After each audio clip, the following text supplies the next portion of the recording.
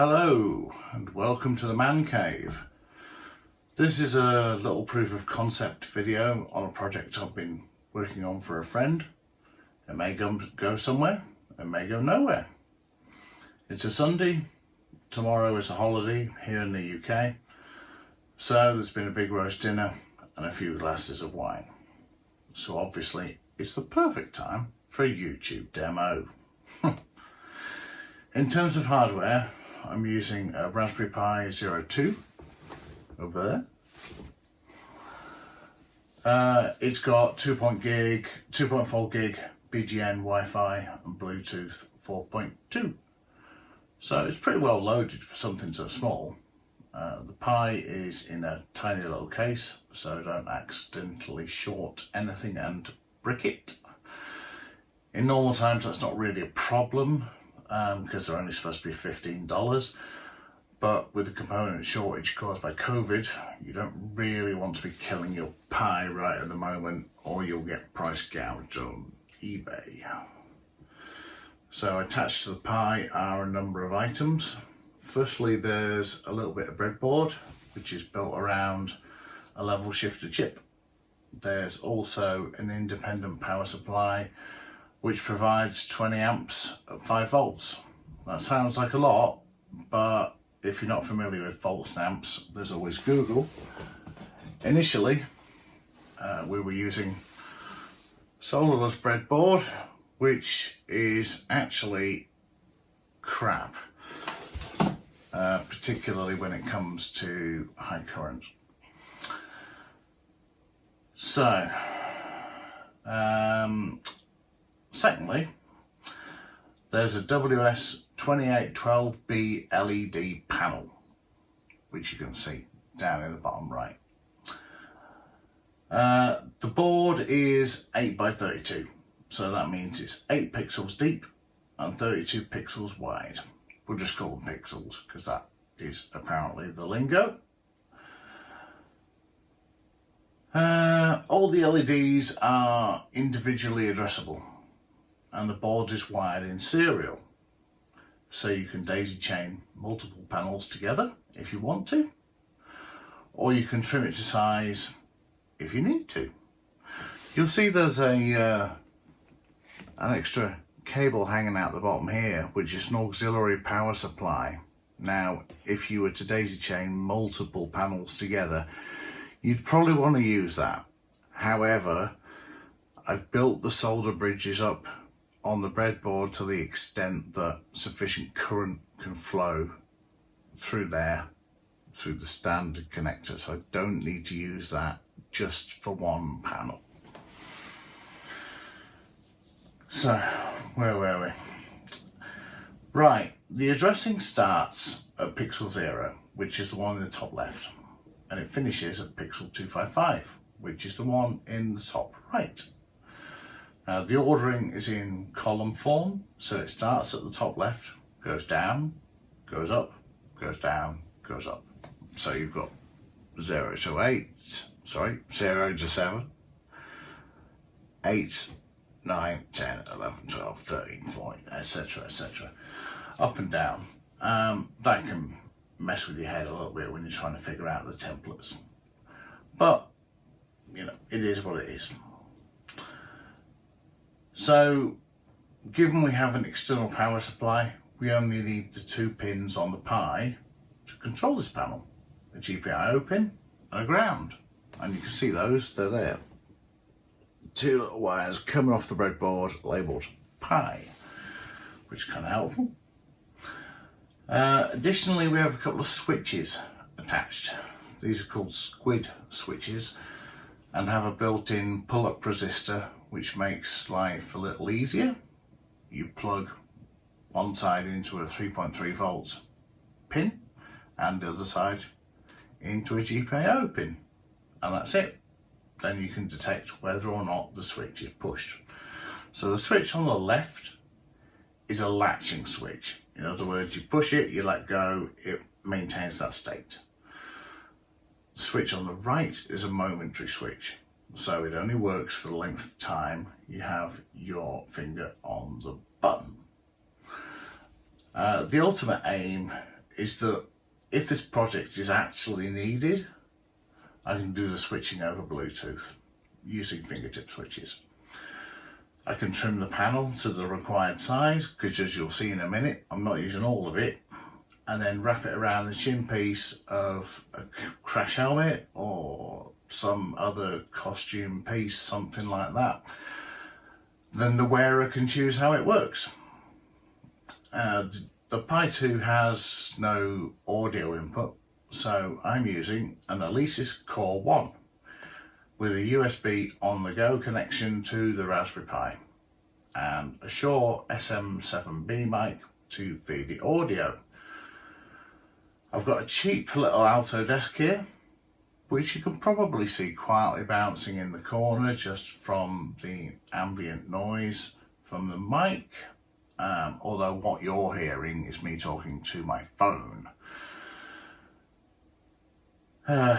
It's a cheap little alto desk. The mic's straight into the desk. I also have my Axe effects, which I can use to feed audio into the Mac. From the Mac into the desk. If I get bored of the sound of my own voice, which is not uncommon, to be fair. The first thing I'm going to do is fire up the program. This will show a couple of lines of logging on the console, which you can't see. But if I just fire this up, you see nothing. However, on the console, what I can see is it's initialized an audio listener. There's a few general bits of whinging from ALSA and other Linux audio components, but the audio has initialized okay, and it's telling me that the latch switch is disengaged and I should toggle to start it. So I'm going to do that. First of all, I'm going to put the greaseproof paper, which is my makeshift diffuser, of course, over there, because this panel is incredibly bright. I'm running at 0.2, so that's 20%. If you put it up to full whack, you will fill a room. And if you run it at high brightness in a little man cave like this, you'll probably blind yourself, particularly if it's going dark as it is at the moment. So if I click the latch switch, you get a set of what I'm going to call teeth. You'll notice that the shade of green is slightly different from left to right, from odd to even, just to differentiate between them, because the size is important. You know, if we actually need to use this for real, I will need to trim the panel and make some various adjustments.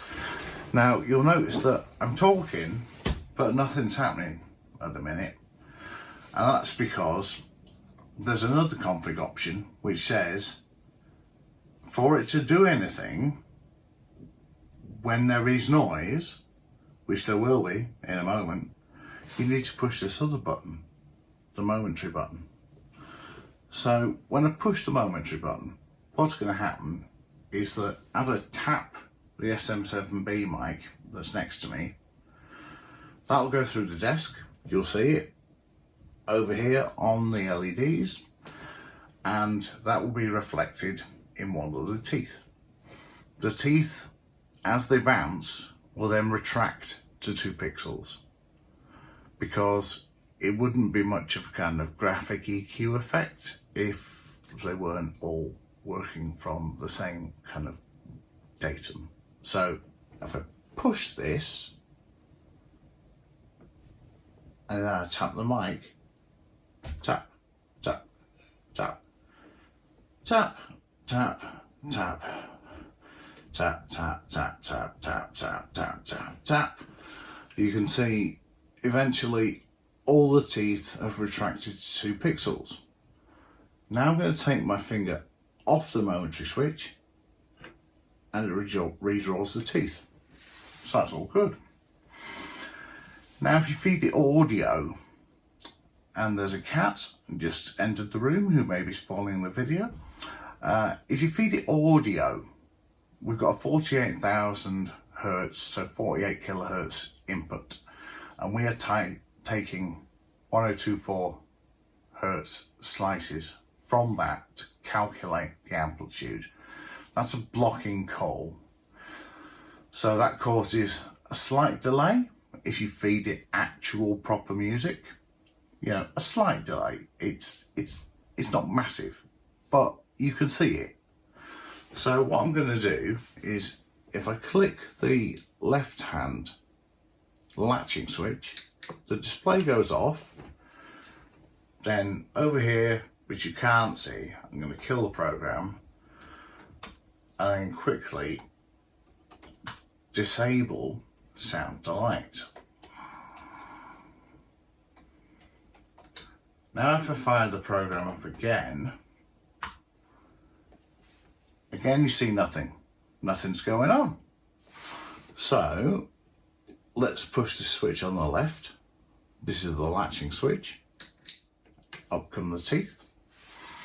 Now in this instance, when I push the other button, it's going to start doing stuff, whether there is noise or not. So if I push this, you can see that they've all equalized to 2 pixels and they are bouncing reasonably quick. Ironically, this particular Python library, and I'm on the fence with Python by the way, it's not got backwards compatibility, and it does irritate me a little bit, but it is easy to write, so that's what we've used. Push it again, does the same thing. So it's push to talk, you know, just like a desk talkback or flying a plane, any of those kind of things. And every time I let go of this button, it returns to the standard kind of resting position. So that's where we're up to at the minute. Now there is an SPI interface, which is considerably higher speed than the normal GPIO interface the Raspberry Pi provides. But ironically, the refresh speed of the panel appears to be slower than the SPI bus. Therefore, things go a little bit pear-shaped when you try and use SPI, my apologies, and it actually runs slower. So we're just using the standard GPIO for this. So that really is about it up to this point, until we know whether or not this project is actually going to be needed. But you see, momentary button, it does stuff. Finger off, redraws the teeth. Does stuff, redraws the teeth. Turn the teeth off, turn them on again, push the button, things move. Turn it off, etc. Now, it's fairly trivial just to set up a system D service, so this would fire up whenever you apply power to the unit. So it could be packaged up, miniaturized further into a fairly user-friendly package. Stick it in a little project box, something like that. But that's where we're up to at the minute. And just because I can't help myself, I'll just do it once more. You can see them all normalized down to 2 pixels off the top of the screen. Let go and you get the resting state, and turn it off. So there we go. The panels are cheap. They're really cheap, particularly if you get them from AliExpress or something like that. So if I take a pair of scissors to it, cut it up and get something wrong, it really isn't a big deal. So yeah, it's been interesting and I hope it gets used. You never know. Thank you for watching and enjoy your weekend.